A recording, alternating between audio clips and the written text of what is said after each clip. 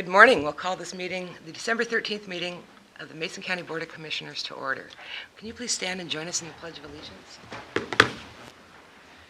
I pledge allegiance to the flag of the United States of America and to the republic for which it stands, one nation, under God, indivisible, with liberty and justice for all. Can we have the roll call, please? Commissioner District 1, Randy Netherland. I'm here. Commissioner District 2, Tim Sheldon. And Commissioner District 3, Terry Jeffries. Here. I want to take a moment to introduce our newest clerk of the board, Melissa. Did I get it right? Yes. Okay. So welcome aboard, and you'll all get to see her friendly face every week now. Thank you for joining us. Melissa came from our Community Services Department, and as a clerk of the Planning Commission, which is an extremely difficult job, so we have a lot of great experience here. Welcome. Correspondence and organizational business. Can you please report the correspondence received by the Commission? The Liquor and Cannabis Board sent a liquor license application for North Mason Rotary Club, P.O. Box 321, Shelton, Washington. Washington Department of Natural Resources sent in a draft environmental impact statement, and comments were received on the Shoreline Master Program from the following: Jim and Janet Mutter, Stephen Whitehouse, and Rick Moraz. Thank you. Next on our agenda is a very fun opportunity here to present a grant award. So I'm going to ask Stacy Anderson, I believe I got that right, to come forward. She's with the Pacific Mountain Workforce Development Council, and she will announce the program and our grant award winner. I come bearing big fat checks, and I need big checks. So, great. Well, I'm Stacey Actually, Anderson. Stacy, if I can have you go to the podium, because that way you it's bet. And I'll make your these voice right is picked there. up for video. We're being Perfect. videotaped. Okay. I'm new to this. I'm Stacey Anderson, and I'm with Pac Mountain Workforce Development Council. And we recently put out a grant application, and our goal was to work with what we call highly remote and rural communities, dealing with youth development and youth employment and preparation activities to enhance that in the area. And so the Pacific Mountain Workforce Development Council had a team. The commissioners helped set up our review committees, and we had some wonderful applicants. So today I'm here to present two of our award winners of the grant, and we call this the High Impact Community Grant, who offer youth services, and they'll talk a little bit more about what they do. And I'm here to present them with their check for the award. So I'm excited to do that. So the first I'm going to present is to, let me grab my nice big check, but it's to the Hands-On Personal Empowerment. We've got Katrinka Hibbler here, and they were awarded $5,000 for, and I'll let her give some detail on what they're going to do with the hands-on personal empowerment. So we're excited. So, formerly called Hope Garden Project. This is an organization that Ginger Sessler and Rachel Uberman have been working on for several years, and they work with youth during the summer to do job skills and agricultural skills type training projects with them, and they get a stipend, and so it's really a work experience for the kids, and they work with over 20 children or youth every year, so in the summer, so it's a big impact for them, and so we're excited to have some more support for that program. Katrinka, I never got to follow up on, last year before the growing season, there was a plan to actually grow flowers for the gift shop and kind of have an enterprise. Did that ever come through? I don't think that did happen. They did sell at the farmers market in Shelton, and but I will ask Ginger about that and see if we can do that this year. Which gift shop in particular? The hospital gift shop. Oh, okay. If people don't know, the hospital, Mason General Hospital, has donated a tremendous amount of land and ground for their agricultural activities, and so I'd heard that was part of a partnership that was All right, developed. yeah, I'll make sure that happens. So they have a garden up there at the hospital, and then they also have several gardens. There's one at Evergreen Elementary where they work with the students there, and then one at Bordeaux that's getting installed as we speak, and then the Mountain View kids are going to get to use the hospital garden to do some educational activities. So Congratulations, thank you very much. Katrinka. And we're going to get your big check. I present the check. Present the check. Let me get. Okay, so they could have made them a little smaller and easier to So there you go. Great. Okay, and I'll let you hold that so I can get a picture. Oh, I had strict orders from my boss to make sure I got pictures with the commissioners. Okay. We love giving away money. I just wanted to share with the public that this grant award program was partly due to the hard work of Commissioner Gary Stamper from Lewis County, who really had a heart for training the young kids in the rural areas for workforce skills. Some of those programs are available in large supply in our urban areas, but sometimes way out there in Packwood, they get a little bit forgotten. So I appreciate that Pack Mountain responded. You know, and our goal as well with Pack Mountain is we have our larger, which is the Workforce Innovation Opportunity Act youth programs, and we are contracted with an organization called ResCare, and our goal is to also, they're a new contractor in our area, and Pack Mountain handles 5-county region, Lewis, Mason, Grays Harbor, Pacific, and Thurston.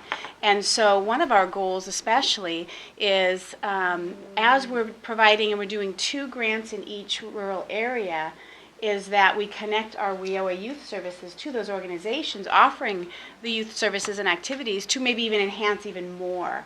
And so you'll see even more activity going on around youth employment and development as ResCare is getting out in the community and partnering and meeting some of these great organizations. Great. Okay, I have more money to give away. All right. So our next award recipient is Coastal Community Action Program, and Shauna Myers is here today to accept the check for that organization. And I will let her talk a little bit more about what they do. Thank you, Shauna. Thank you for having me. I'm with Coastal Community Action Program. I'm the Employment Services Coordinator. We're currently doing similar things in our area in Grays Harbor and Pacific County, so we're excited to kind of expand.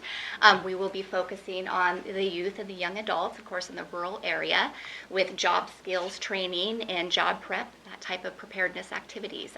I do have an employment packet, which you're welcome to keep and pass around. Tells you a little bit First about... you need a job. tells you a little bit of One more, Coastal right? Community Action Program as a whole, as well as our Employment Services Program. Well, congratulations. Thank What you. will you be doing with this money?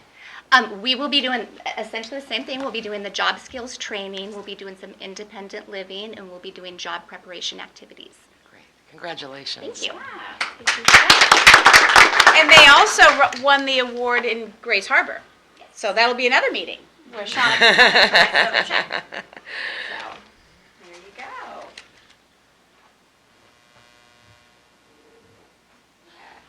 I love these big checks. Right on. I get my picture. Can I take your picture? Oh, it's great. Hold on a second.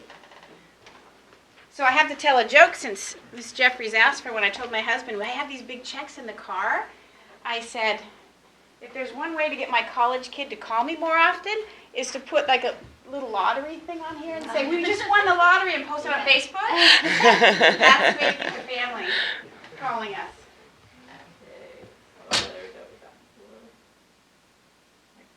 Thank you. Let me get one of you in front of the commissioners. I feel like we have this barrier here. No, I can get all of you in. I'm going to have you, Shauna, scoot a little in the middle, a little more in the middle. There we go. Perfect.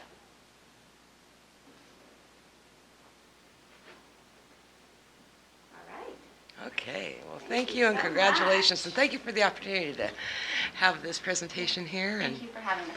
I'd love to hear you come back and tell us, some of the numbers and what you're doing, and success stories are always good. Oh, yes. You can maybe bring some of the youth in. Mhm. That's always fun. Thank you so much for letting us present. Absolutely. Next on our agenda is a proclamation of Hydropower Appreciation Day. If you don't already know, we are very proud of our hydropower history here in Mason County, and both of our PUDs benefit from the work back in, the Bonneville Dam days, and the work back during our recession, or the Great Recession, or Great Depression, yes. So I'm going to read the proclamation. Whereas Mason County is served by Mason County Public Utility District Number 1 and Number 3, and whereas Mason County utility customers receive over 87% of their electricity from federal hydroelectric dams in the Columbia River Basin, whereas hydroelectricity is the Pacific Northwest's premier clean, renewable, and reliable resource, providing nearly 60% of the Northwest's premier clean, renewable 60% of the Northwest's electricity and 90% of its renewable energy, whereas dams in the Columbia River Basin produce more electricity than any other North American river and account for 40% of all U.S. hydropower, whereas hydropower output can be quickly used as an excellent backup for intermittent wind or solar energy, whereas high-technology firms have located facilities in the Pacific Northwest because of the availability of reliable, clean hydropower, creating jobs and boosting local economies. Whereas Mason County PUD numbers 1 and number 3 have chosen December 15th as a day to celebrate hydropower appreciation and have passed resolutions in support of this.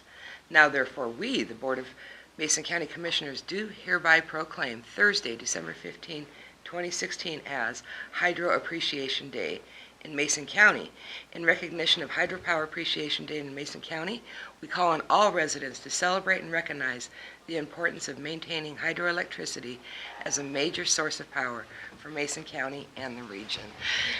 We have Kristen Masteller here, who is with PUD number 1. I'd like to present this proclamation to her. Thank you for the opportunity to join you. Thank you so much. In your celebration of our heritage. I think of hydropower as our heritage. It is. And it's clean, It it's is. renewable, and the kind of work that we're doing around our dams even to preserve fish populations is amazing. About $1 billion a year is put toward fish and wildlife habitat mitigation efforts. Yeah. And we all pay for that as public power ratepayers, so it's pretty awesome. Well, congratulations, Thank you. and we're happily celebrating with you. Thank you, we appreciate that, and it's, it's really important when state and federal energy and environmental policy is set that hydropower remains in the forefront, and that we're educating our youth on why it's so important to us as Pacific Northwest residents that we protect this resource. So thank you so much for joining with us and on Thursday. I hope everyone will take a moment to celebrate hydro. Go visit the Cushman Dam. Yeah. Thank you so much. Merry Christmas. Thank you. Thank you. I have a board meeting too, so I'm going to get back to work. I'll see you guys later. Thank you. And then we have a proclamation for PUD 3, but it appears they could not be here with us.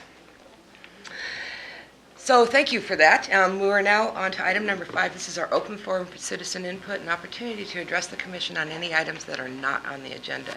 If you'd like to address the commission and the community, please raise your hand. You'll be recognized. Is there anybody that would like to address the commission? Okay, then we will move on to the adoption of the agenda.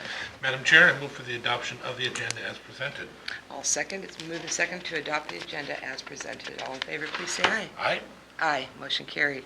Approval of the minutes. Madam Chair, I move for the approval of the November 14th, 2016 Budget Workshop minutes. I'll second. It's been moved and second to approve the November 14th Budget Workshop minutes. All in favor, please say aye. Aye. Aye. Motion carried. The next item is our action agenda. The intention is to approve all the items under the action agenda in one motion. We will first read through all of the items.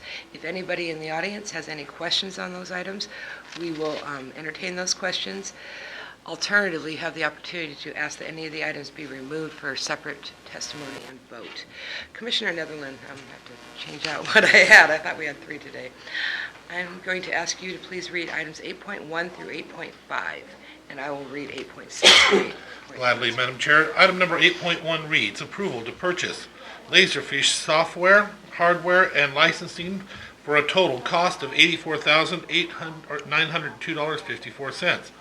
Item number 8.2, approval to purchase the EMC Unity 300F flash array SAN with 17 terabytes capacity and newer technology from the Washington State Master Contract and approved vendor Geologic for $68,045. And for those of you at home, it's spelled Xiologix. Can you get more nerdy than that? Yeah. Tech nerdy. Item number 8.3, approval to have the Public Defender's 2016 Client Service Contract Amendment signed by the Chair, extending the contracts to March 31st, 2017. These contracts are with Jeanette Booth, Justice Candle, Kristen Bishop, Teschner Law PLLC, and Law Office of McNamara Jardine. Item number 8.4, approval for the Mason County Board of Equalization to hear timely filed appeals for the 2016 assessment year. Item number 8.5, approval of the Veterans Assistance Fund applications for necessity items, $1,396, utilities, $1,819.44, and housing, $1,280 for a total, $4,495.44 as recommended by the Veterans Service Office. Item 8.6, approval of a resolution establishing the salaries of the assessor, auditor, clerk, coroner, and treasurer's salaries at 95% of the highest paid county commissioner, and establish the sheriff at 22% above the elected official's salary, commencing January 1, 2017. 8.7, approval of the Washington Early Learning Fund doing business as Thrive Washington independent contractor agreement for the Nurse Family Partnership Program. 8.8, approval to have the chair sign the joint funding agreement number 17WNWA03400 with U.S. Department of Interior U.S. Geological Survey for the period of October 1, 2016 to September 30th, 2017. 8.9, approval of the revised resolution for the restricted balance in the road fund reserved for new road projects beginning with the 2017 adopted budget. This resolution will replace resolution number 76-16. 8.10, approval of the resolution to establish lane limits for traffic control on 7 Mason County bridges for the 2017 calendar year. Rossmeyer Bridge, Stretch Island Bridge, Hlebaki Bridge, Gosnell Creek Bridge, Ike Road 1 Bridge, Ike Bridge, and Carlson Bridge. Is there anybody in the audience that has any questions on any of the items just read? Commissioner? Nope, comment. We review these in our work sessions, which are on Monday mornings, and so they are generally reviewed, each of the items with staff, the week before they are presented on our agenda, so generally we don't have a lot of questions as a result. Is there anybody in the audience that would like any of the items removed for a separate vote? Hearing none, I would entertain a motion. Madam Chair, I move for the approval of the action agenda items as presented. I'll second. It's been moved and seconded to approve all the items on today's action agenda as presented. Is there any discussion? Just a comment, Madam Chair, the Laserfish hardware is a game changer for this county. It's going to help us to attain the level of retention that's required by law, which is a lot, but more than that, it's also going to help us to be able to have access in the future. It's a double-edged positive sword. Second of all, I want to comment on the resolution adjusting the salaries of the elected officials. One of the points I would like to make is we had some discussions and there were some big battles about with one of the commissioners on whether or not to increase the sheriff's way above that, but this currently would put him 22% above the other elected official salaries. But more than that, what it does is it returns all of their salaries back to the historic levels what they were before the recession. It's not just the amount. We had a set way of doing business for many years before we ever came here, but because of the recession, they were frozen and we're not allowed to move forward. We've been moving them along incrementally as we've come in, but this puts them back to their historic levels. And I think that's important for all of them, for all their hard work that they do. But the commission is not changing their salary in any manner. The commission stays the same. So just to further finer point, the commission receives a 1% as per resolution. We are not allowed to change our own salaries, and so it's a function of when somebody comes on board or a term has ended, and if somebody's been reelected, then that's considered a new term. And they put into resolution that there's a 1% increase per year. And so as the commission salaries changes, so will the other elected officials change correspondingly in that percentage as stated in the resolution. 95% for almost all of our elected officials, and then 22% above the other elected officials for the sheriff. And I just want to thank our IT department. We have two of them here, Ben Ramsfield and TJ, and I don't know, Cannon, who worked really hard. You talked a lot about the Laserfish being a game changer for us. Well, item 8.2 helps us have the storage to be able to store all of the documents online, and we get away from the paper files and move into the 21st century. So that's good. I wanted to clarify a question. Frank, this resolution establishing the salaries puts all the elected officials, except for the county commission, with their comparables. They're out of, what was it, how many were there total? It puts them in the midline. Right in the middle of all the counties. So there is no, they're not, there's counties that have 124,000 people. We should not be above those. We just shouldn't. So this puts them right in the mid-range. All right, so we're trying to keep up with those around us regarding what the pay is for elected officials and employees, and I think we're doing a good job of it, so. Okay, so I'm going to go ahead and call for the vote. All in favor, please say aye. Aye. Aye. Motion carried. That takes us to item number 9, other business, with opportunity for our elected officials and department heads to present to the commission and the public anything. And I see our road engineer is potentially somebody who could speak to the, no, okay. Okay. I did want to thank the IT department for all their support. Thanks, IT. Thanks, IT. Okay, so then we will move on. I think we'll go to item number 11, board reports and calendars. Our public hearings are not allowed to start before the stated time of 9:30. So this is where we will share potential and past times where the commission were in the same place together, creating a quorum. For public disclosure laws, just so that the public knows. So Commissioner Netherland, would you like to start? Because we're early? Okay. Yeah, we're 5 minutes early. I was reading. Sure. We attended a business expo, which was very well attended, to say the least. From what I understand, we had it out here in Mason County this time, where usually it's at like the Great Wolf Lodge. This time it was here, held at Little Creek Casino, and they expect if there's 200, 250, they're doing very well. This year, well over 400 attended. It was very much a success, and I always love listening to the economic forecasts of that, what's his name, Mr. Gosney. He's both entertaining, and it's funny as he goes through to explain to everybody how we went through this whole time where all of our teenagers and adults and stuff were moving at home, moving and living in our homes, and they're finally starting to move out. And so things are changing a little bit. With that, there was a lot to look forward to. The sky is blue, and there's some great opportunities coming around the bend. I also attended a Suboxone meeting. I had to meet with different businesses on Highway 3. The construction that's going on down there is having a greater impact because they're starting to do the sidewalks out in front of these businesses, and people in the community don't realize that a lot of those businesses don't own their parking spaces in front. They never did. The highway right-of-way actually goes up and touches one of the buildings.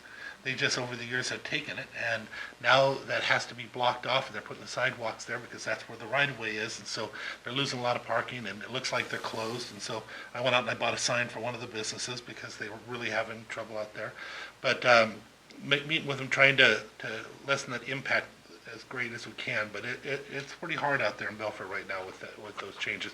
That doggone plastic yellow fence or orange fencing is just terrible, and it makes everything look like it's closed and blocked off. I have no idea what OSPI means, but I know that we had a meeting of the audit committee, basically, to talk about the different policies that we were going to be putting forward. And had a Wasac legislative priorities meeting where we met with some of our legislators to talk about the priorities we have for Wasac, but also here locally. Attending was Representative Drew McEwen and Senator Tim Sheldon. I attended my daughter's first recital. It was awesome. 6-year-old, she did a piano recital in Harstein Island, one of the oldest play spots here in the community. What an incredible little venue that is, but it was wonderful. And then, of course, we had our briefings and the like. Next week, I have, after this meeting, Hood Canal Coordinating Council, we have a special meeting with the Board of Health tomorrow, correct? Economic gardening, courthouse security, Head Start. Santa's going to go visit the Head Start, and Santa's coming by way of Mount Moriah. So I'll be there in the morning helping Santa with the kids. EDC has their annual social. Policy committee for Mason Transit Authority. Conference call for Coastal Caucus, which you might be attending that one. Another Odyssey, an audit, we'll be reviewing the policies again. I'll be meeting with Scott Hilburn, who is a commissioner with the hospital district in regards to some of the issues that we may have with Suboxone and getting that started. Chamber of Commerce in North Mason's having an ugly sweater thing, and brings us back to our briefings and regular business. Great. So I did have the opportunity to address the Pioneer Kiwanis. It's amazing how quickly 20 minutes goes by. A lot of questions from that group about how do you recruit businesses in, especially retail, and so we talked a little bit about that as well as our budget. We had a quarterly meeting of the Oakland Bay Clean Water District Advisory Board, and heard from Taylor Shellfish that they will be doubling their the size of their processing plant, and it's always exciting news to know our shellfish industry is strong and growing. And then heard some reports about water quality in our areas of concern. I do want to thank Taylor Shellfish for partnering with the State Department of Ecology in doing some additional testing of the Chapman Cove area. This is an area that is ripe for shellfish aquaculture production, but the variation on the water quality makes it consistently on a conditionally approved, open for shellfish harvest. So that is a target area for the Oakland Bay Advisory Committee, and I'd truly like to see Chapman Cove open up. Went to the advisory board Christmas party of the Lewis Mason Thurston Area Agency on Aging. I also attended I sat on a panel of the Washington State Association of Counties new commissioner orientation. Very informative, for me, even just to hear what other counties are doing. And I'm very thankful we have this association for commissioners. There's only a handful of us in the state, so there's not a lot of people that do our work. So it's great to be able to network together and get ideas. I did also attend the Washington State Association of Counties Legislative Priorities meeting here in Mason County, and then the Pacific Mountain Workforce Development Consortium. We passed our budget and looked at planning for the next 2 years of activities. Got to attend the Nutcracker this weekend. I just love those little kids in their little costumes. It's pretty darn cute. We had our commissioner briefings on Monday. Following today's meeting, I will also attend the Hood Canal Coordinating Council meeting in Silverdale, and then tonight we do have the Belfair Sewer. We have a grant. Mason County has put a grant application into Department of Ecology for design and review of an extension of the sewer collection system, and there will be a public meeting to receive input on that grant application, and that will be held at the North Mason Library at 5:30, and I believe you'll be there as well. I didn't I didn't have it in my phone for some reason. Which day is that? That is tonight. Tonight. 5:30. Let's see. We'll have tomorrow we'll have a special meeting of the Board of Health. I will be attending the Olympic Region Clean Air Authority meeting. The dates are somewhat now in question regarding the signing of for the county to take on, I believe it's 58 acres in the Coulter Creek area up in the Allen area. We received a grant from the state of Washington to purchase that property, and it'll increase the shoreline accessibility up in the North Mason area, 1,000 feet of shoreline, as well as a lot of upland area. And so we're pretty excited about New Park developing there. And then I'll have a meeting of the Community Action Council on Wednesday night, Mason Matters board meeting, and then a board meeting of the Thurston Mason Behavioral Health Organization. I'll be meeting with our chamber director, Heidi McCutcheon, just on general topics, and then I'll be attending the Economic Development Council's holiday party on the 16th. I don't know if you'll be there as well. At the Colonial House at their 4 retreat o'clock. thing or the social? It's a social, yes. That was the one I think I just called it different. That's, I'll double check my calendar, that's the 15th, you said? It's on Friday the 16th. So there's potential we'll both be there. And could you tell me the date of the conference call for the Coastal Caucus of the Wasatch? See if I can find it for you. So you have this.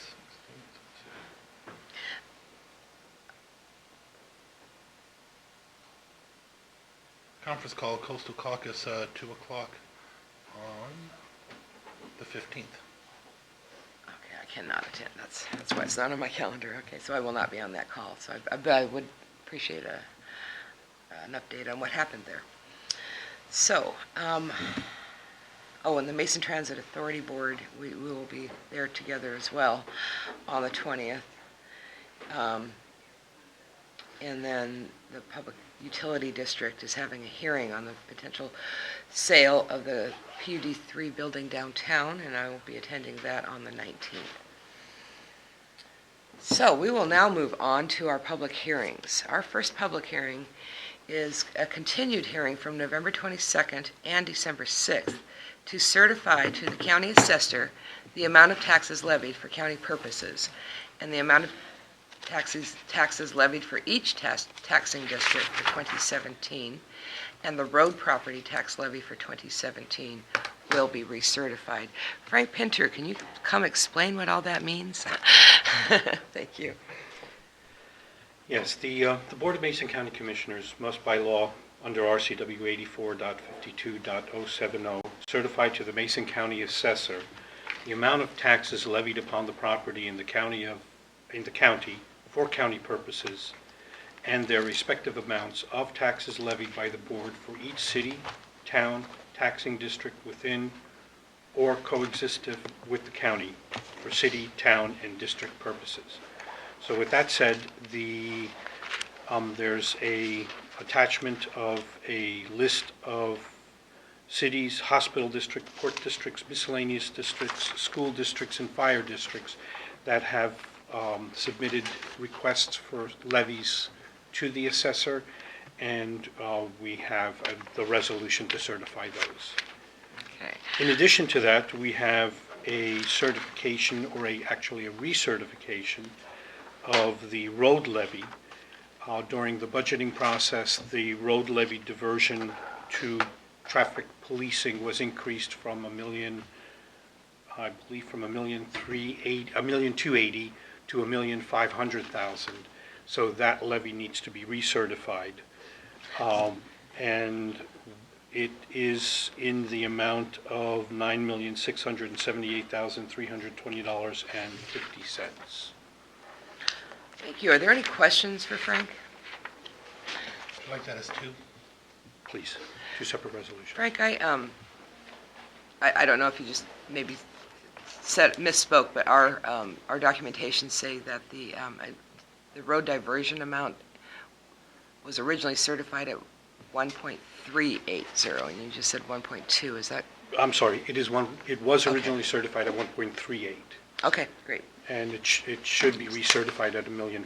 Okay, I just want to make sure we said Yep. right. Is there anybody in the audience that has any questions for Frank? Thank you.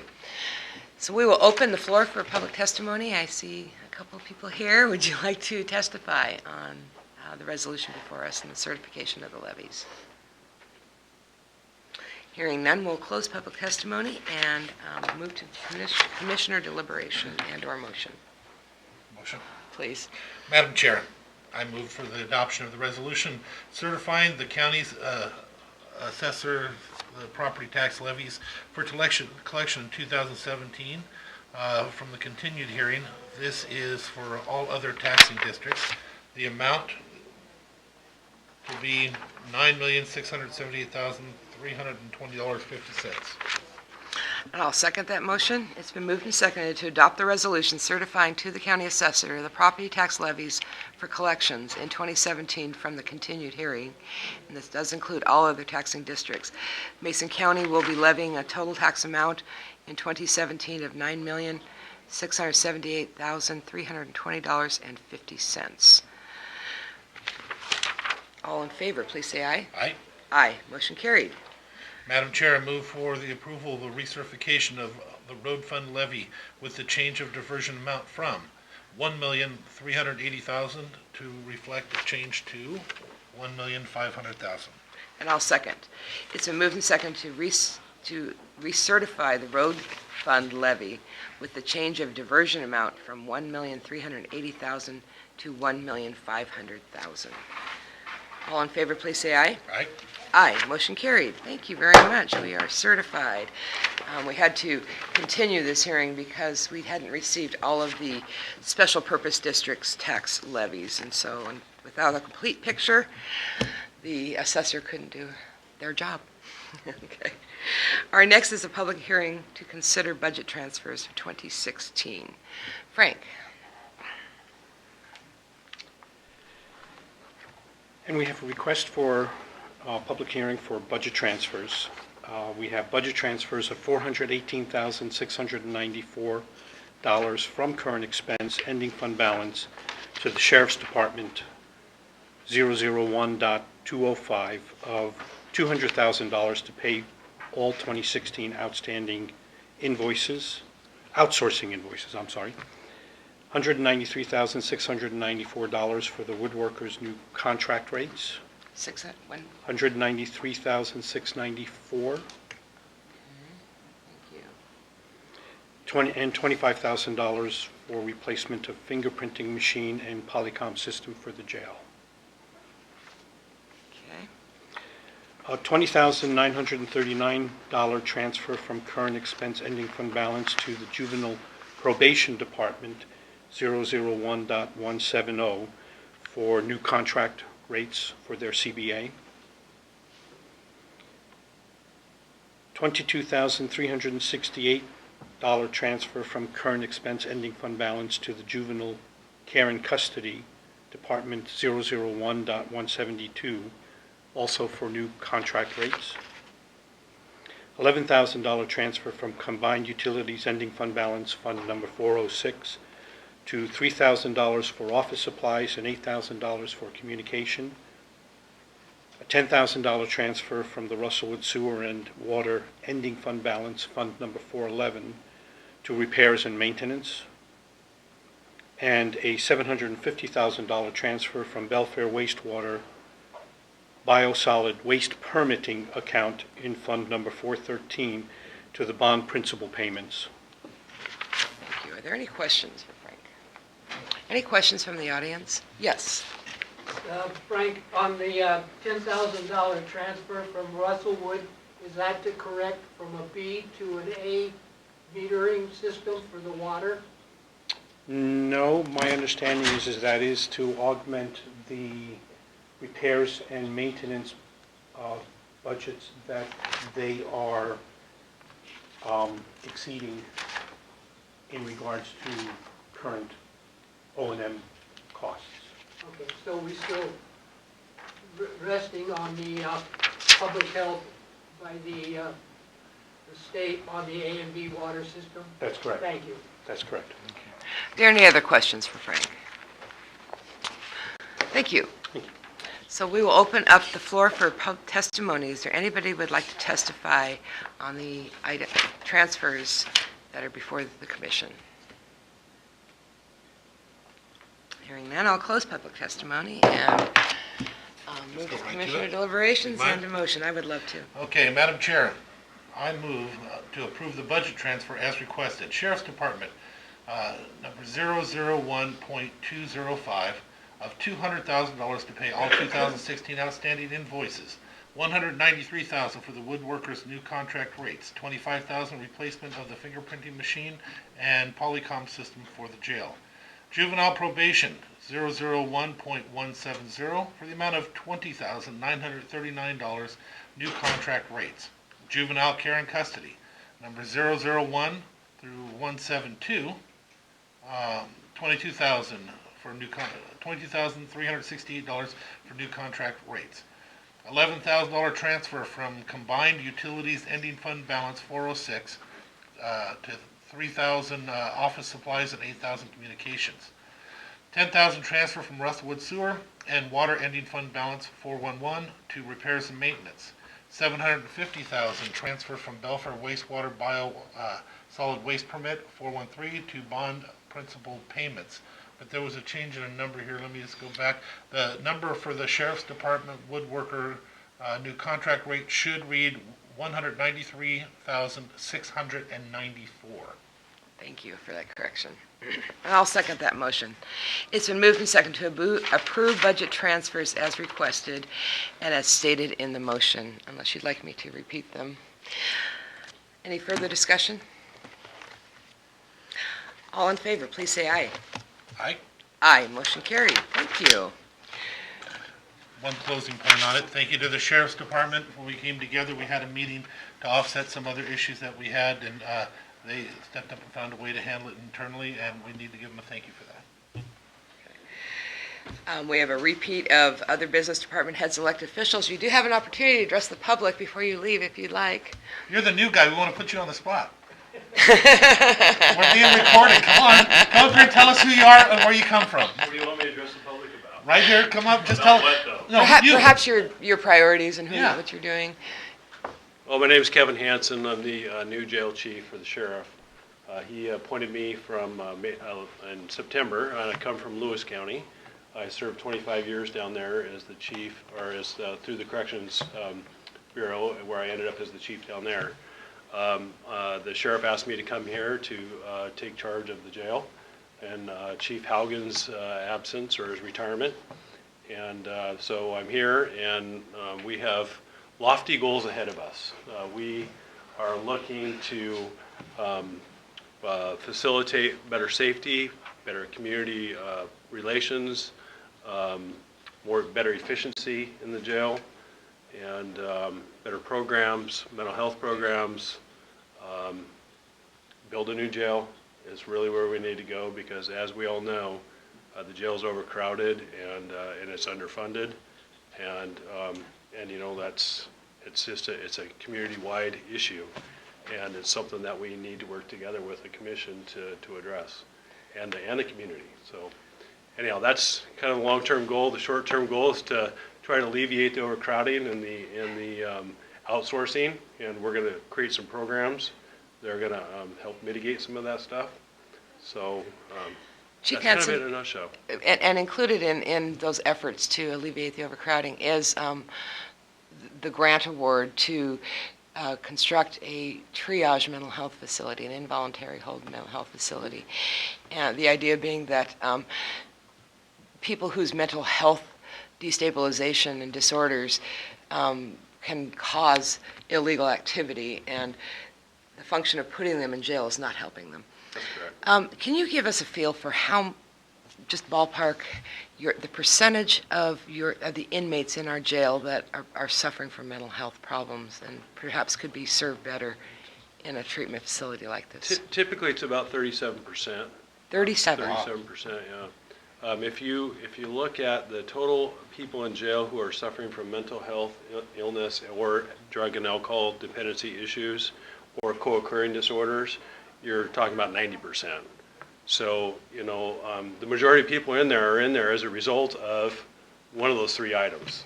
So, you know, I think that Commissioner Jeffries is spot on. If we start to address that stuff in the front end, try to take care of those issues before they come to jail, I think that we can better serve them in the community, so. Well, I appreciate that you're here. I appreciate that you bring that background with you and that understanding of the interface between behavioral health disorders and the criminal justice system, and look forward to furthering our opportunities here to address it more proactively. We look forward to it. Big challenges ahead of us. And welcome, and I gotta admit, I gotta say that very impressed with their selection with the sheriff and the undersheriff by picking you at these meetings. You have quite a depth of knowledge, and I enjoy being able to lean on that for some further information. For the undersheriff, just so you know, we grabbed him right before he went out the door. I told him he's new, he has to go for the cameras and stuff. He was looking for you, he's like, please. Save me. You guys were already gone. Thank you for indulging us, You're and welcome. thank you for Thanks for having us. Merry Christmas. Merry Thank Christmas. you. No, you should have seen his face. He was right corner. We're like talking to him. Yeah. Okay, is there any other business to come before the commission? I have none, Madam Chair. Then I would entertain a motion to adjourn. Madam Chair, I move we adjourn. And I'll second, so we are adjourned. Thank you, everyone. That was pretty funny.